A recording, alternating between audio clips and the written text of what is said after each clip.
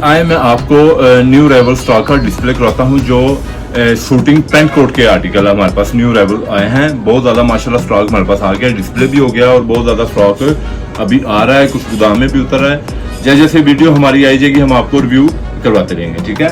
ये देखें माशाल्लाह से ये जेट ब्लैक शेड है, इसमें एज एक सेल्फ चेक है जो ज्यादा प्रोमिनेंट नहीं है, शौक नहीं है ज्यादा, बड़ा खूबसूरत है। ये pick and pick bird eyes और ये क्लीस होल्ड चेक है, इसमें 4 शेड हैं, 1 2 3 4 शेड है। उसके अलावा ये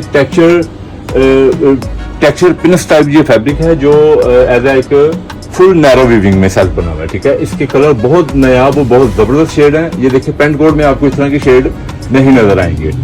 हाँ ये देखें, ये उसके बाद ये आर्टिकल ये वाला चेंज हो जाएगा, इसके कलर जहां तक हैं और इसके भी माशाल्लाह ये भी इटालियन फैब्रिक है जो आप ग्रे वगैरह ब्लू जिंक आप बनाना चाह रहे हैं तो वो ये कलर। उसके बाद ये